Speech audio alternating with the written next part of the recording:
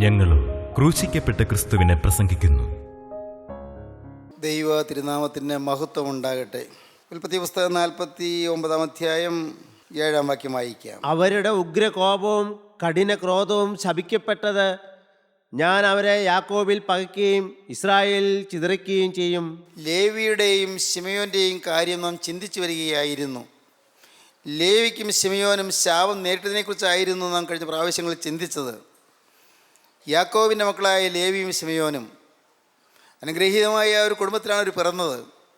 Abraham പിതാവിൻ്റെ തലമുറയിലാണ് അവർ ജനിച്ചത്.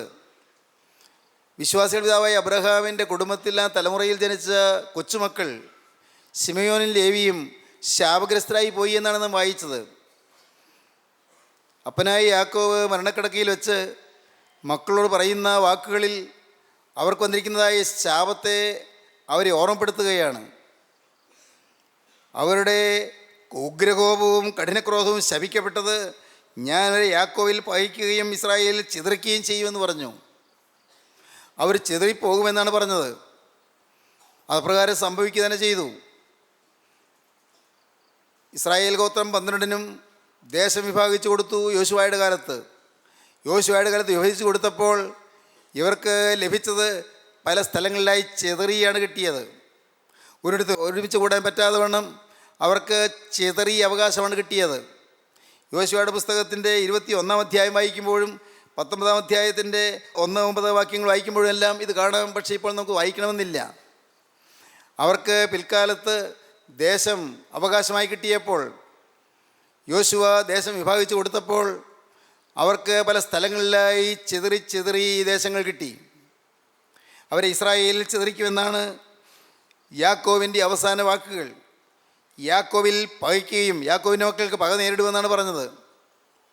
അവരുടെ ജീവിതത്തിൽ അനേകം അനിഷ്ട സംഭവങ്ങൾ നടന്നു എന്നാൽ പിന്നീട് നൂറ്റാണ്ടുകൾക്ക് ശേഷം യാക്കോബിന് ശേഷം യൗസേപ്പിന് 110 വയസ്സായപ്പോൾ യൗസേപ്പ് മരിച്ചു.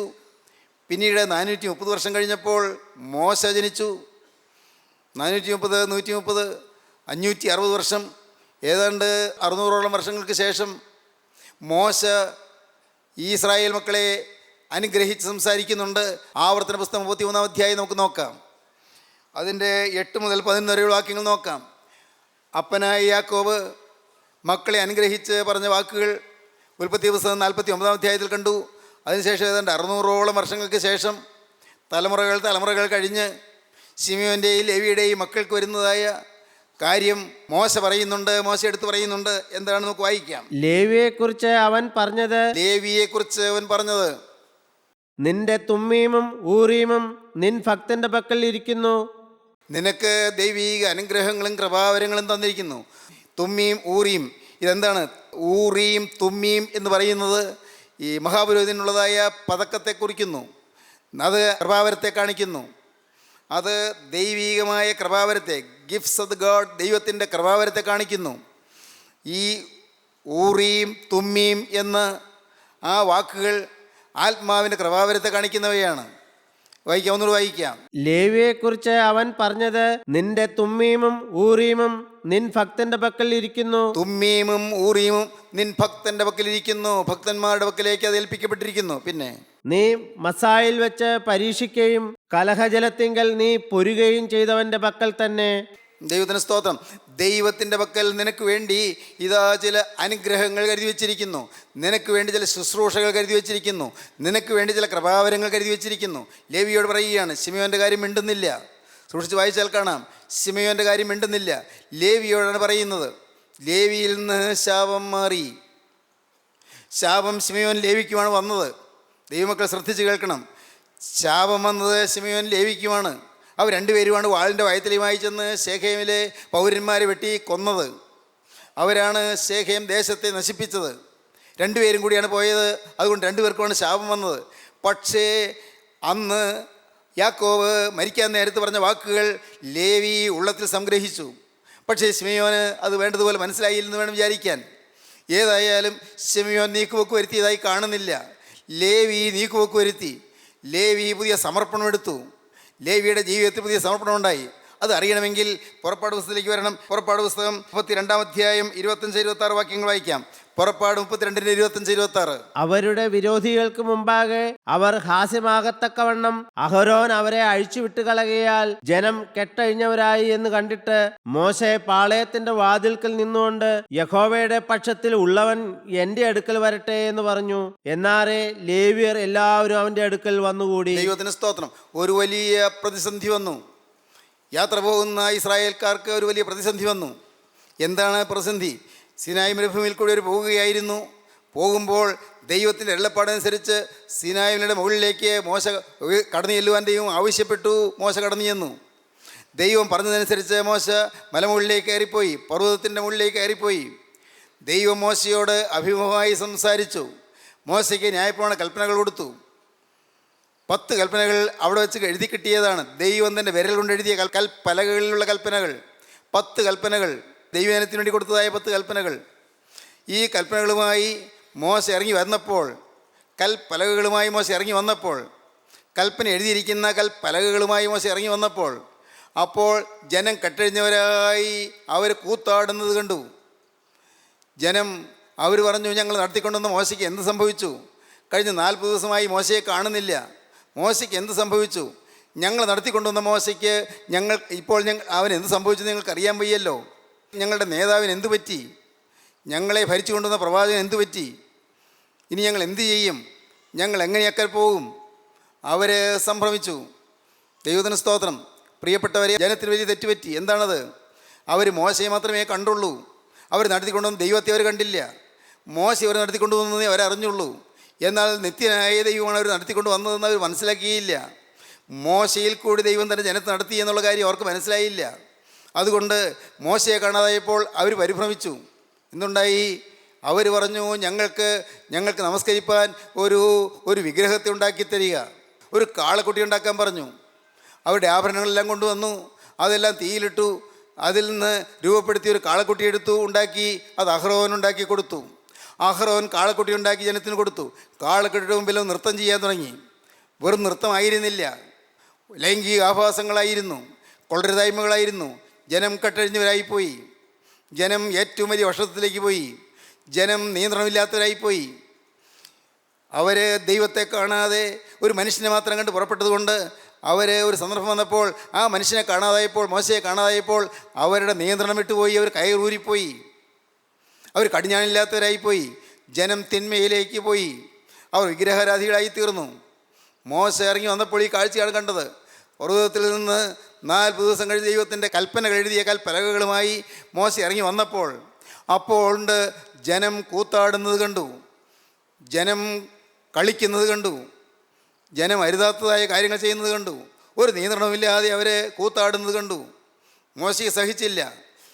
മോശ കൽപ്പലകകൾ എറിഞ്ഞ് പൊട്ടിച്ചു. മോശ ഇറങ്ങിയെന്ന് പറഞ്ഞു, യഹോവയുടെ പക്ഷത്തുള്ളവൻ എൻ്റെ അടുക്കൽ വരട്ടെ. അതാണ് വായിച്ചത്. നമുക്ക് വായിക്കാം. 22-ാം വാക്യം വായിക്കാം. അതിന് അഹരോൻ പറഞ്ഞത്, യജമാനന്റെ കോപം ജ്വലിക്കരുതേ. ഈ ജനം ദോഷത്തിലേക്ക് ചാഞ്ഞിരിക്കുന്നതെന്ന് നീ അറിയുന്നുവല്ലോ.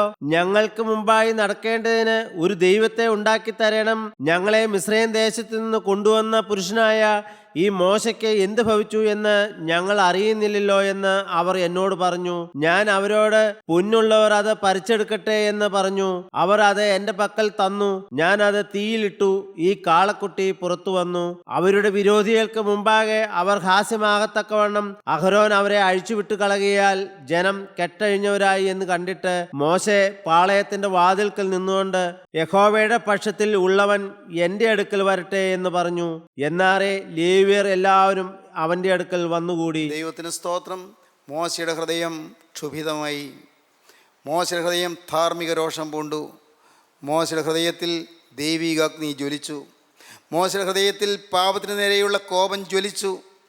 പാപത്തിന് നേരെയുള്ള കോപം ഒരു വിശുദ്ധ പുരുഷൻ്റെ ഹൃദയത്തിൽ വരാവുന്നതാണ്. പാപത്തിന് നേരെയുള്ളതായ കോപം പാപിയുടെ നേരെയല്ല, പാപത്തിന് നേരെയാണ്. പ്രിയപ്പെട്ടവരെ, കാണൂ, ജനം വിഗ്രഹാരാധികളായി തീർന്നു. അവരെ കെട്ടഴിഞ്ഞു പോയവരായി കണ്ടു. മോശയ്ക്ക് സഹിച്ചില്ല. കഷ്ടപ്പെട്ട് ഈ ജനത്തെ നടത്തിക്കൊണ്ട് വരികയായിരുന്നു. ഈ കണ്ട വർഷങ്ങളെല്ലാം ജനത്തെ നടത്തിക്കൊണ്ട് വരികയായിരുന്നു. മന്ന ദൈവം കൊടുത്തു. അവർക്ക് കാടപ്പക്ഷിയെ ദൈവം കൊടുത്തു. അവർക്ക് അഗ്നിസർപ്പത്തിൻ്റെ കടിയേറ്റപ്പോൾ അവർക്ക് അഗ്നിസർപ്പത്തിൻ്റെ ബാധയിൽ നിന്ന് മോചനം കൊടുത്തു. ദൈവം നീക്കുപോക്ക് കൊടുത്ത് അവർ നടത്തി. പകൽ മേഘസ്തംഭം അവർ വഴി നടത്തി, രാത്രി അഗ്നിസ്തംഭം അവർ വഴി നടത്തി. മോശയ്ക്കറിയാം ദൈവം നടത്തിയ വിധങ്ങൾ. അത്ഭുതകരമായി ദൈവം അവർ നടത്തുകയായിരുന്നു. ആ ജനത്തെ ദൈവം കാത്ത് പരിപാലിച്ച് ചിറകിൽ വഹിച്ചുകൊണ്ട് വരികയായിരുന്നു. വായിക്കുന്നത് അങ്ങനെയാണ്, ആവർത്തന പുസ്തകത്തിൽ വായിക്കാം, ചിറകിൽ വഹിച്ചുകൊണ്ട് വരികയായിരുന്നു. ദൈവത്തിന് സ്തോത്രം. അങ്ങനെ ജനത്തെ നയിച്ചുകൊണ്ട് വന്നു. ആ ജനമിതാ അവർ വിഗ്രഹാരാധികളായി തീർന്നു. കാളക്കുട്ടിയുടെ മുമ്പിൽ നൃത്തം ചെയ്യുന്നു. കാളക്കുട്ടിയുടെ മുമ്പിൽ നൃത്തം ചെയ്യുന്നു. പ്രിയപ്പെട്ടവരെ, ദൈവത്തിന് സ്തോത്രം.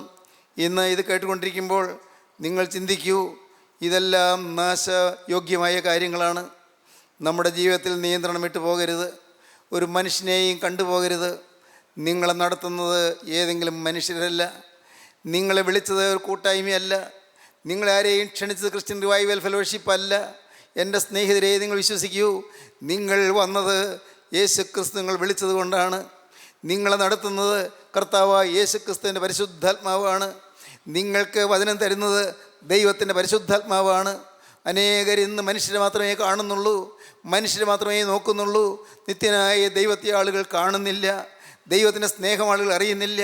നിത്യനായ ദൈവം, പരമപരിശുദ്ധനായ ദൈവം, അഖിലാണ്ടത്തിൻ്റെ ഉടയവനായ ദൈവം, അണ്ടകടാഹത്തെ വനഞ്ഞവനായ ദൈവം, സൂര്യചന്ദ്ര നക്ഷത്രാദികൾ നിർമ്മിച്ചവനായ ദൈവമാണ് നമ്മെ വിളിച്ച് വേർതിരിച്ചത് എന്ന് നാം ആരും അറിയുന്നില്ലല്ലോ. പ്രിയപ്പെട്ടവരെ, അന്ന് ജനത്തിൽ വന്ന അപകടം സംഭവിച്ച അനേകം പേര് ഈ വാക്കുകളെ കേൾക്കുന്നുണ്ടാകും. നിങ്ങൾ ഒരിക്കലും വിഗ്രഹാരാധികളാകരുത്. നിങ്ങൾ കാളക്കുട്ടിയെ വണങ്ങരുത്. നിങ്ങൾ മനുഷ്യരെ പൂജിക്കരുത്. നിങ്ങൾ മനുഷ്യരെ നമസ്കരിക്കരുത്. ഓർത്തുകൊള്ളൂ, വ്യക്തമായി ഗ്രഹിച്ചുകൊള്ളൂ. ദൈവത്തിന് സ്തോത്രം. നിങ്ങളെ രക്ഷിപ്പാൻ ശക്തനായി ഒരേ ഒരുവൻ മാത്രമേ ഉള്ളൂ. ദൈവത്തിന് സ്തോത്രം. ഒട്ടും സംശയിക്കരുത്. നിങ്ങൾ രക്ഷിപ്പാൻ ശക്തനായി കർത്താവായ യേശു ക്രിസ്തു മാത്രമേ ഉള്ളൂ. അപ്പോസ്തലനായ പത്രോസ് പറഞ്ഞു, മറ്റൊരുത്തരിലും രക്ഷയില്ല. നാം രക്ഷിക്കപ്പെടുവാൻ ആകാശത്തിന് കീഴിൽ മനുഷ്യരിടയിൽ നൽകപ്പെട്ട വേറെ ഒരു നാമവുമില്ല, യേശു ക്രിസ്തുവിൻ്റെ നാമം മാത്രം. നമ്മെ രക്ഷിക്കുന്ന നാമം, ഗോകുൽത്തായിലെ കുരിശിൽ മരിച്ച രക്ഷകനായ ക്രിസ്തുവിൻ്റെ നാമം. ഇക്കാര്യം നിങ്ങളുടെ ജീവിതത്തിൽ ഒരിക്കലും മറക്കരുത്. ദൈവത്തിന് സ്തോത്രം. ഈ പറയുന്നത് ഞാൻ ഈ ഭൂമിയിൽ നിന്ന് മാറ്റപ്പെട്ടാലും സ്നേഹിതരെ, നിങ്ങളിത് മറക്കരുത്. നിങ്ങൾ നടത്തിയത് ഈ ലോകത്തിലെ മനുഷ്യരാരുമല്ല. നിങ്ങൾ വിളിച്ച് വേർതിരിച്ചത് ഈ ഭൂമിയിലെ മനുഷ്യരാരുമല്ല, ഒരു കൂട്ടായ്മയല്ല. നിങ്ങൾ ഇത്രത്തോളം കൊണ്ടുവന്നത് ഈ വചനമല്ല നിങ്ങൾക്ക് തന്ന് നിങ്ങളെ നയിച്ചത് ഭൂമിയിലൊരു കൂട്ടായ്മയല്ല. ദൈവത്തിന് സ്തോത്രം. നിങ്ങളെ നയിച്ചത് നിത്യനായ ദൈവമാണ്, കാരുണ്യവാനായ ദൈവമാണ്. ആ അത്യുന്നതങ്ങളിലേക്ക് നിങ്ങൾ നോക്കിക്കൊള്ളണം. അവങ്കിൽ നിന്ന് നിങ്ങളുടെ ശ്രദ്ധ മാറരുത്. അവനിൽ നിന്ന് നിങ്ങളുടെ ആരാധന മാറരുത്. ആരാധനാ പുരുഷൻ, ആരാധ്യ പുരുഷൻ ഒരാളേ ഉള്ളൂ. ദൈവത്തിന് സ്തോത്രം. ആരാധനയ്ക്ക് യോഗ്യൻ അവനേ ഉള്ളൂ. ദൈവത്തിന് സ്തോത്രം. സ്തുതികൾക്ക് യോഗ്യൻ അവനേ ഉള്ളൂ. നിങ്ങൾ മറക്കരുത്. സ്തുതികൾക്കും ആരാധനയ്ക്ക് യോഗ്യനായി കർത്താവായ യേശു ക്രിസ്തു മാത്രമേ ഉള്ളൂ. അവൻ്റെ ആത്മാവാണ് നിങ്ങളെ കാലം അത്രയും നടത്തിക്കൊണ്ടു വന്നത്. ദൈവത്തിന് സ്തോത്രം. സംഭവിച്ചത് എന്താണ്? മോശയ്ക്ക് കനത്ത അമർഷം വന്നു. മോശയുടെ ധാർമ്മിക രോഷം ജ്വലിച്ചു. മോശ പറഞ്ഞു, യഹോവയുടെ പക്ഷത്തുള്ളവൻ എൻ്റെ അടുക്കൽ വരട്ടെ എന്ന് പറഞ്ഞു. വായിക്കാം. മോശെ പാളയത്തിന്റെ വാതിൽക്കൽ നിന്നുകൊണ്ട് യഹോവയുടെ പക്ഷത്തിൽ ഉള്ളവൻ എൻ്റെ അടുക്കൽ വരട്ടെ എന്ന് പറഞ്ഞു. എന്നാറെ ലേവ്യർ എല്ലാവരും അവന്റെ അടുക്കൽ വന്നുകൂടി.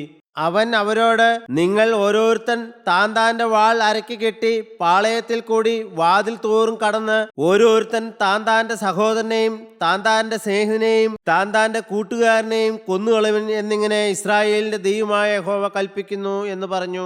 ലേവ്യർ മോശ പറഞ്ഞതുപോലെ ചെയ്തു.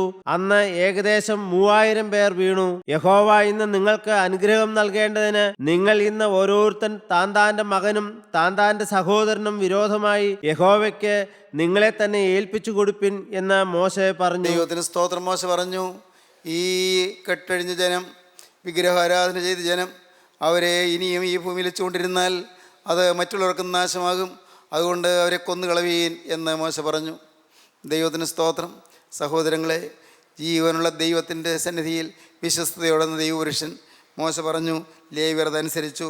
യഹോവയുടെ പക്ഷത്തുള്ളവൻ എൻ്റെ അടുക്കൽ വരട്ടെ എന്ന് പറഞ്ഞു. എന്നാൽ ലേവ്യർ എല്ലാവരും അവൻ്റെ അടുക്കൽ വന്നുകൂടി. അവരോരോരുത്തരും വളരക്ക് കെട്ടി താൻ താൻ്റെ വളരക്ക് കെട്ടി പാളയത്തിൽ കൂടി വാതിൽ തോറും കടന്ന് ഓരോരുത്തരും താൻ താൻ്റെ സഹോദരനെയും താൻ താൻ്റെ സ്നേഹിതനെയും താൻ താൻ്റെ കൂട്ടുകാരനെയും കൊന്നുകളവീൻ എന്നിങ്ങനെ ഇസ്രായേലിൻ്റെ ദൈവമായ യഹോവ കൽപ്പിക്കുന്നു എന്ന് പറഞ്ഞു. ദൈവത്തിന് സ്തോത്രം. മറക്കരുത്, മോശ പറഞ്ഞത് ലേവ്യർ അനുസരിച്ചു. അവർക്ക് പുതിയ സമർപ്പണമുണ്ടായി. ഇനി ദൈവത്തിൻ്റെ പരിശുദ്ധാത്മാവിൻ്റെ വഴിയിൽ നിന്ന് മാറുകയില്ല എന്ന് ലേവ്യർ തീരുമാനിച്ചു. അബദ്ധമൊരിക്കൽ പറ്റിപ്പോയി. ഞങ്ങളുടെ പൂർവ്വപിതാവായ ലേവിക്ക് അന്ന് അബദ്ധം പറ്റിപ്പോയി. അതിൻ്റെ ശാപം ഞങ്ങളുടെ മേലുണ്ട്. ഈ ശാപം മാറാൻ ഇനി എന്താണ് ചെയ്യേണ്ടത്? ഞങ്ങൾ പൂർണ്ണമായി ആത്മാവിനെ അനുസരിച്ച് നിൽക്കും.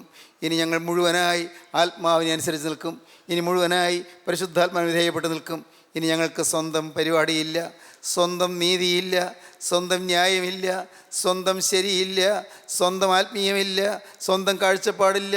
ദൈവത്തിൻ്റെ പരിശുദ്ധാത്മാവിനെ അനുസരിച്ച് നിൽക്കുമെന്ന് ലേവ്യർ തീരുമാനിച്ചു. സമർപ്പണത്തിൻ്റെ ആഴം, സമർപ്പണത്തിൻ്റെ ഗൗരവം അവർ അനുഭവിച്ചു. അപ്പോൾ അവരിൽ നിന്ന് ശാപം മാറി. ദൈവത്തിന് സ്തോത്രം. അവർ കൊന്നു എന്നുള്ളതിലല്ല, അവരെ വാൾ അരക്കി കെട്ടി വിഗ്രഹാരാധികളെ കൊന്നു എന്നുള്ളതിലല്ല, അതിൻ്റെ എല്ലാമുള്ള അതിൻ്റെ സിംബോളിക് മീനിങ്സിലേക്ക് ഇപ്പോൾ നമുക്ക് കടക്കണ്ട. എന്നാൽ അവരുടെ ധാർമ്മിക രോഷം, തെറ്റ് ചെയ്യുന്നതിനുള്ളതായ ധാർമ്മികമായ രോഷം, ദൈവത്തിന് സ്തോത്രം, അതോടൊപ്പം ധാർമ്മികമായ ധൈര്യം, മോറൽ കറേജ്, അവർക്ക് മോറൽ കറേജ് ഉണ്ടായി, ധാർമ്മികമായ ധൈര്യം ഉണ്ടായി, ധാർമ്മികമായ രോഷമുണ്ടായി, ധാർമ്മികമായ കറേജ് ഉണ്ടായി, ധൈര്യമുണ്ടായി. ദൈവത്തിന് സ്തോത്രം. നല്ല ധീരതയോടെ അവർ മുന്നോട്ടിറങ്ങി. എൻ്റെ സ്നേഹിതരെ, ഇന്നത് കേട്ടുകൊണ്ടിരിക്കുമ്പോൾ നിങ്ങൾക്ക് എന്ത് മനസ്സിലായി? നിങ്ങളുടെ ജീവിതത്തിൽ സമർപ്പണം ആഴത്തിലാക്കിക്കൊള്ളൂ. വേറൊന്നുമല്ല നിങ്ങൾ ചെയ്യേണ്ടത്, സമർപ്പണം ആഴത്തിലാക്കിക്കൊള്ളൂ.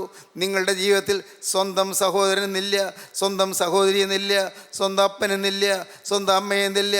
എൻ്റെ യേശുവിനോടുള്ള ബന്ധത്തിൽ നിന്ന് എന്നെ മാറ്റിക്കളയുന്ന യാതൊന്നും എൻ്റെ ജീവിതത്തിൽ വരാൻ ഞാൻ സമ്മതിക്കുകയില്ല എന്നുള്ള ഹൃദയത്തിൻ്റെ ആ വേർപാടാണ് ഇതിൽ വിഷയം. ദൈവത്തിന് സ്തോത്രം.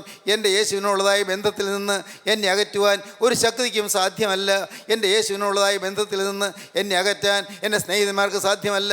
അല്ല, ഇന്ന് ഞാൻ പ്രണയിക്കുകയോ പ്രേമിക്കുകയോ ചെയ്യുന്ന ആ പെൺകുട്ടിക്കോ ആൺകുട്ടിക്കോ എൻ്റെ യേശുവിനുള്ളതായ സ്നേഹബന്ധത്തിൽ നിന്ന് എന്നെ വ്യതിചലിപ്പിക്കാൻ ഞാൻ സമ്മതിക്കുകയില്ല. എനിക്ക് നാശം ഞാൻ വരുത്തുകയില്ല. എൻ്റെ മേൽ ശാപം വരാൻ ഞാൻ സമ്മതിക്കുകയില്ല. വന്ന ശാപങ്ങളെല്ലാം മാറിപ്പോകുവാൻ ഇതാ ഞാൻ പുതിയ തീരുമാനമെടുക്കുന്നു. ദൈവത്തിന് സ്തോത്രം. അനേകം പേര് സഹോദരങ്ങളെ ഇന്ന് ശാപഗ്രസ്തരായിരിക്കുകയാണ്, ശാപത്തിന് വിധേയരായിരിക്കുകയാണ്. ലേവി ശാപത്തിൽ നിന്ന് മോചനം പ്രാപിക്കുവാൻ എന്താണ് പോംവഴിയെന്ന് മനസ്സിലാക്കി. അപ്പൻ പറഞ്ഞത് അന്ന് മുതൽ തലമുറയായി അവർ ചിന്തിച്ചു, എങ്ങനെ ശാപത്തിൽ നിന്ന് മോചനം കിട്ടും. ദൈവത്തിന് സ്തോത്രം. പൂർവികകാലം മുതലേ ശാപം വന്ന് നിൽക്കുന്ന അനേകർ ഈ വാക്കുകളെ കേൾക്കുന്നുണ്ട്. അനേകം ശാപങ്ങൾ, ഒരിക്കലും കരയേറ്റം കിട്ടാതെ വലയുന്ന ജീവിതങ്ങൾ, എൻ്റെ ദൈവമേ, എന്നും കടത്തിൽ മുങ്ങിക്കഴിയുന്ന ജീവിതങ്ങൾ, ഒന്നു മാറി അത്യാഹിതമോ രോഗവുമായി വലയുന്ന ജീവിതങ്ങൾ. ദൈവത്തിന് സ്തോത്രം. അനേകം പ്രതിസന്ധികളിലൂടെ കടന്നു പോകുന്ന ജീവിതങ്ങൾ. എൻ്റെ സഹോദരങ്ങളെ, ഇന്ന് ഈ വാക്കുകൾ നിങ്ങൾ കേട്ടുകൊണ്ടിരിക്കുമ്പോൾ ശാന്തമായി നിങ്ങൾ ചിന്തിക്കൂ. ജീവിതത്തിലേക്ക് തിരിഞ്ഞു നോക്കി ചിന്തിക്കൂ. നിങ്ങൾക്ക് സ്വസ്ഥതയുണ്ടോ? നിങ്ങൾക്ക് സമാധാനമുണ്ടോ? നിങ്ങളുടെ മക്കൾക്ക് സ്വൈര്യമുണ്ടോ? നിങ്ങളുടെ മക്കൾക്ക് സൽസ്വഭാവമുണ്ടോ? നിങ്ങളുടെ മക്കൾ വഴിതെറ്റി പോവുകയല്ലേ? നിങ്ങളുടെ മക്കൾ തോന്നിയാസമായി ജീവിക്കുകയല്ലേ? അവർ വെറുക്കൂത്തിന് പിന്നാലെ പോവുകയല്ലേ? അവർ കഞ്ചാവിൻ്റെ അടിമകളായി തീരുകയല്ലേ? എല്ലാം ശാപമല്ലേ? കഞ്ചാവിൻ്റെ അടിമകളായി തീരുന്നു, മയക്കുമരുന്ന് കുത്തിവയ്ക്കുന്നവരായി തീരുന്നു. എൻ്റെ പ്രിയപ്പെട്ടവരെ, പാൻപരാഗും ഹാൻസും എല്ലാം അവരുടെ കളിക്കോപ്പുകളായി മാറുന്നു. ഇന്ന് അനേകം യുവാക്കന്മാർ നശിച്ചു കൊണ്ടിരിക്കുന്നു. പ്രേമമെന്ന് പറഞ്ഞ് കളിക്കൂട്ടുകാരെ തേടി, അങ്ങനെ പ്രേമധാമങ്ങളെ തേടി ഇന്ന് കോളേജ് ക്ലാസ്സുകളിലും കോളേജ് ക്യാമ്പസുകളിലും അല്ല സ്കൂളുകളിൽ പോലും ഇന്ന് വിലസി നടക്കുകയല്ലേ? എത്രയോ പേര് പഠിത്തം ഉഴപ്പി നടക്കുന്നു. എന്താണ് കാരണം? മകനെ, സെക്സ് ഒരു പാപമല്ല, സെക്സ് ഒരു തിന്മയല്ല, സെക്സ് ഒരു അനുഗ്രഹമാണ്. സെക്സ് അത് ലൈംഗികത്വം എന്ന് പറയുന്നത് ശാപമല്ല, അതൊരു പാപമല്ല. എന്നാൽ അത് വേണ്ട സമയത്തേ ആകാവൂ. പ്രീ മാരിറ്റൽ സെക്സ് പാപമാണ്. വിവാഹത്തിന് മുൻപുള്ളതായ സെക്സ് പാപമാണ്. വിവാഹത്തിന് മുൻപുള്ളതായ ലൈംഗികത്വം പാപമാണ്. വിവാഹത്തിന് ശേഷമുള്ള എക്സ്ട്രാ മാരിറ്റൽ സെക്സും പാപമാണ്. എക്സ്ട്രാ മാരിറ്റൽ സെക്സ് എന്ന് പറഞ്ഞാൽ എന്താണ്? എക്സ്ട്രാ മാരിറ്റൽ സെക്സ്, സ്വന്തം ഭാര്യയല്ലാതെ വേറൊരു സ്ത്രീ പാടില്ല, സ്വന്തം ഭർത്താവല്ലാതെ വേറൊരു പുരുഷൻ പാടില്ല. നിങ്ങൾക്ക് തോന്നും, എന്താണ് ഇങ്ങനെയൊക്കെ പറയുന്നത്? ഇങ്ങനെയൊക്കെ പച്ചയായി പറയാമോ? എൻ്റെ സഹോദരങ്ങളെ, എങ്ങനെ പറയാതിരിക്കും? പറയണമെന്ന് ആഗ്രഹിച്ചിട്ട് പറയുന്നതല്ല, വേദനയോട് പറയുകയാണ്. എത്രയോ പേരാണ് തകർന്നു കിടക്കുന്നത്. എത്രയോ കുടുംബ ബന്ധങ്ങളാണ് ശിഥിലമായി പോയത്. അനേക കുടുംബങ്ങൾ ഇന്ന്, എൻ്റെ ദൈവമേ, ചിലർ കരഞ്ഞുകൊണ്ട് വിളിച്ച് പറയും, സാറേ എന്നെ വേണ്ട എന്നാണ് പറയുന്നത്. ഇനി എന്നെ വേണ്ട എന്ന് പറയുന്നത്, എനിക്ക് വേറെ ഒരാളാണ് എനിക്ക് ഇഷ്ടം, അതുകൊണ്ട് നീ ഇനി പൊയ്ക്കോ എന്ന് പറയുന്നു. സാറേ 2 കുഞ്ഞുങ്ങളുണ്ട്, ഈ കുഞ്ഞുങ്ങളിൽ ഞാൻ അങ്ങോട്ട് പോകാനാണ്. സാറേ ഒന്ന് പ്രാർത്ഥിക്കണേ, പാവങ്ങൾ. എൻ്റെ ദൈവമേ, ദൈവത്തിന് സ്തോത്രം. സ്നേഹത്തിന് വേണ്ടി കേഴുന്ന പാവപ്പെട്ട ഭാര്യമാർ സ്നേഹത്തിന് വേണ്ടി കേഴുന്നു. ഭർത്താവിന് ഒരു നല്ല വാക്ക് കിട്ടാൻ കൊതിക്കുന്നു. ദൈവത്തിന് സ്തോത്രം. ഞാനൊന്ന് പറഞ്ഞോട്ടെ പ്രിയപ്പെട്ടവരെ, ഭാര്യ ജീവിച്ചിരിക്കുമ്പോൾ ഒരു നല്ല വാക്ക് കൊടുക്കൂ. ദൈവത്തിന് സ്തോത്രം. ഭർത്താവ് ജീവിച്ചിരിക്കുമ്പോൾ ഒരു മധുരവാക്ക് കൊടുക്കൂ. പ്രിയപ്പെട്ടവർ, മരിച്ചതിന് ശേഷം എന്തെല്ലാം പുണ്യം പറഞ്ഞാൽ എന്താ പ്രയോജനം? മരിച്ചതിന് ശേഷം നിങ്ങൾ 41 ദിവസം നിങ്ങൾ കുർബാന ചൊല്ലിച്ചാൽ എന്ത് പ്രയോജനം? പ്രിയപ്പെട്ടവരെ, ക്ഷമിക്കണേ, കുർബാന തെറ്റാണെന്നല്ല പറഞ്ഞത്. എൻ്റെ അപ്പൻ്റെ കുർബാന എത്രയോ വർഷങ്ങളായി ഞാൻ ചൊല്ലിച്ചുകൊണ്ടിരിക്കുന്നു. എൻ്റെ അമ്മയുടെ കുർബാന എത്രയോ വർഷങ്ങളായി ഞാൻ ചൊല്ലിച്ചുകൊണ്ടിരിക്കുന്നു. ദൈവത്തിന് സ്തോത്രം. പ്രിയപ്പെട്ടവരെ, എന്നാൽ ഞാൻ നിങ്ങളോട് പറയട്ടെ, നിങ്ങൾ സത്യം ഞാൻ പറയട്ടെ, നിങ്ങൾ ഈ ജീവിക്കുന്ന കാലത്ത് അപ്പനും അമ്മയ്ക്ക് സ്നേഹം കൊടുക്കൂ. ജീവിക്കുന്ന കാലത്ത് ഭാര്യയ്ക്ക് സ്നേഹം കൊടുക്കൂ. ജീവിക്കുന്ന കാലത്ത് ഭർത്താവിന് സ്നേഹം കൊടുക്കൂ. മരിച്ചു കഴിഞ്ഞ ശേഷം എന്തെല്ലാം പുണ്യം ചെയ്താൽ പ്രയോജനം? മരിച്ചതിന് ശേഷം അപ്പനെ അടക്കിയിരിക്കുന്നിടത്ത് കൊണ്ടുപോയി മെഴുകുതിരി എത്തിച്ചു വയ്ക്കുകയോ അല്ല പുഷ്പഹാരം അർപ്പിക്കുകയോ ഒക്കെ ചെയ്യാം, ചെയ്തുകൊള്ളൂ, തെറ്റൊന്നുമില്ലായിരിക്കും. പക്ഷേ അതുകൊണ്ടൊന്നും പുണ്യമൊന്നുമില്ല. ഞാൻ തുറന്നു പറയാം, ദൈവത്തിന് സ്തോത്രം. ജീവിച്ചിരിക്കുമ്പോൾ സ്നേഹിക്കൂ, ജീവിച്ചിരിക്കുമ്പോൾ സ്നേഹം കൊടുക്കൂ, ജീവിച്ചിരിക്കുമ്പോൾ അവരെ അവർക്ക് കരുതൽ കൊടുക്കൂ, അവരെ നിങ്ങൾ വാത്സല്യിക്കൂ. ദൈവത്തിന് സ്തോത്രം. ദൈവത്തിൻ്റെ വലിയ നാമം മഹത്വപ്പെടട്ടെ. സ്നേഹത്തിന് വേണ്ടി കേഴുന്ന കുടുംബങ്ങൾ, ദൈവത്തിന് സ്തോത്രം. ചുടുനെടുവീർപ്പുകൾ വീടുകളിൽ നിന്ന് ഉയരുന്നു. നിങ്ങളുടെ കൂട്ടുകാർക്ക് സ്നേഹം കൊടുക്കരുതോ? നിങ്ങളുടെ സഹപാഠികൾക്ക് സ്നേഹം കൊടുക്കരുതോ? ഞാൻ ഓർക്കും, എൻ്റെ കർത്താവ്, ഈ റാഗിങ് കൊണ്ടൊക്കെ അനേകം പിള്ളേർ വിഷമിക്കുന്നല്ലോ. എൻ്റെ ദൈവമേ, ഈ ശാപം നമ്മുടെ കോളേജ് ഹോസ്റ്റലിൽ നിന്നൊക്കെ മാറില്ലേ? എന്തെങ്കിലും മാറില്ലേ? ഞാൻ ചിന്തിക്കാറുണ്ട്. എൻ്റെ കർത്താവേ, കോളേജ് ഹോസ്റ്റലുകളിൽ സ്കൂളുകളിൽ പോലും റാഗിങ്. എന്ത് റാഗിങ്? മദ്യം കുടിക്കാൻ രൂപ കൊടുത്തില്ലെങ്കിൽ അടിച്ച് അവശനാക്കി ഇടുക. ഇത് ചോദിക്കാൻ ആളുണ്ടോ? ആര് ചോദിക്കാൻ? അത് പ്രിൻസിപ്പൽസിന് പേടി, അല്ല അധികാരികൾക്ക് പേടി. ദൈവത്തിന് സ്തോത്രം. ക്ഷമിക്കണേ, ഞാൻ പറയുന്നതിൻ്റെ മൂർച്ച നിങ്ങൾ ദയവായി ക്ഷമിക്കണേ. നിങ്ങൾ ചിന്തിക്കൂ, ഇന്നത്തെ ഈ ചെയ്തികൾക്കെല്ലാം ഒരു പരിഹാരം വരുത്താൻ വല്ല പോംവഴിയുണ്ടോ? വാസ്തവത്തിൽ ഒരു സർക്കാർ ചെയ്യേണ്ടത് അതാണ്. ഒരു സർക്കാർ ചെയ്യേണ്ടത് ക്രമസമാധാനം പാലിക്കാൻ സാധിക്കുക. ഒരു സർക്കാരിന് ചെയ്യാൻ പറ്റുന്നതായ ഏറ്റവും വലിയ കാര്യം ക്രമസമാധാനം. ആളുകൾക്ക് അവരുടെ ജീവനും സ്വത്തിനും വിലയുണ്ടെന്ന് കരുതി, ആ ആളുകളുടെ സ്വത്തും വിലയും മാനമുള്ളതാണെന്ന് കരുതി അതിന് മാന്യത കൽപ്പിക്കാൻ സാധിക്കുക. അതിന് സർക്കാർ ചെയ്യേണ്ടതാണ്. അനീതിയെ അനീതിയായി കണ്ട് ചെറുക്കാൻ സാധിക്കുക. അതിന് കുറ്റം ചെയ്തതിന് ശിക്ഷ കൊടുക്കാൻ സാധിക്കുക. അവിടെ പതറരുത്, അവിടെ അല്പം പോലും ചാഞ്ചല്യപ്പെടരുത്. അപ്പോഴാണ് ജനഹൃദയങ്ങൾ സർക്കാരിന് വേണ്ടി ഉണരുന്നത്, സർക്കാരിന് വേണ്ടി, ആ സർക്കാരിനെ നിലനിർത്താൻ വേണ്ടി യത്നിക്കുന്നത്. നിങ്ങൾ ചിന്തിക്കാൻ ഞങ്ങൾ പറയുകയാണ്. ദൈവത്തിന് സ്തോത്രം. സഹോദരീ സഹോദരങ്ങളെ, ഞാൻ ഈ വാക്കുകൾ നിർത്താൻ നോക്കട്ടെ. ഇന്ന് നിങ്ങളിത് കേട്ടുകൊണ്ടിരിക്കുമ്പോൾ ഇപ്പോൾ നിങ്ങൾക്ക് ദൈവത്തോടൊരു വാക്ക് പറയാം. കർത്താവേ, ഞാൻ എൻ്റെ കർത്താവിൻ്റെ വചനത്തോട് ചേർന്ന് നിൽക്കും. കർത്താവേ, ദൈവത്തോടും ദൈവജനത്തോടും ഞാൻ ചേർന്ന് നിൽക്കും.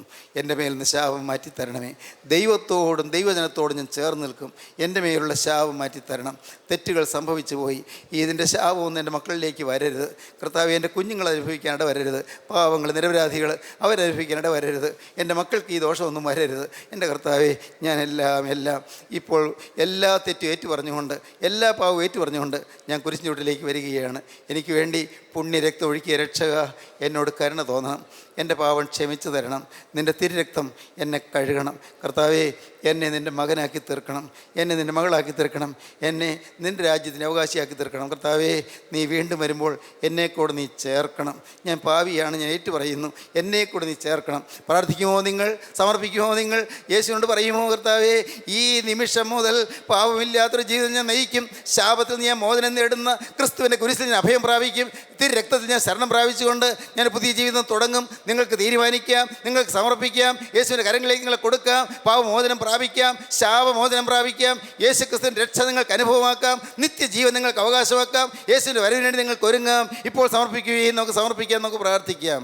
കാരുണ്യവാനേ, മഹാപരിശുദ്ധനായ ഞങ്ങളുടെ സ്വർഗീയ പിതാവേ, ഈ മനോഹരമായ സമയത്തിനായി ഞങ്ങൾ നിന്നെ സ്തുതിക്കുന്നു. നിൻ്റെ ജനത്തെ അവിടുന്ന് സന്ദർശിക്കുന്നതായി ഞങ്ങൾ നിന്നെ സ്തുതിക്കുന്നു. കർത്താവേ, ശാപങ്ങൾ ചൂണ്ടിക്കാണിച്ചു തരികയും ശാപത്തിൽ നിന്ന് മോചനം പ്രാപിക്കാനുള്ള ക്രൂശിൻ്റെ മാർഗ്ഗം കാണിച്ചു തരികയും ചെയ്തതിനാൽ ഞങ്ങൾ നിന്നെ സ്തുതിക്കുന്നു. എല്ലാവരെയും തൊടണമേ, തലോടണമേ, അനുഗ്രഹിക്കണമേ. യേശു ക്രിസ്തുവിൻ്റെ മഹത്വമുള്ള നാമത്തിൽ തന്നെ. ആമീൻ. ഹല്ലേലൂയ.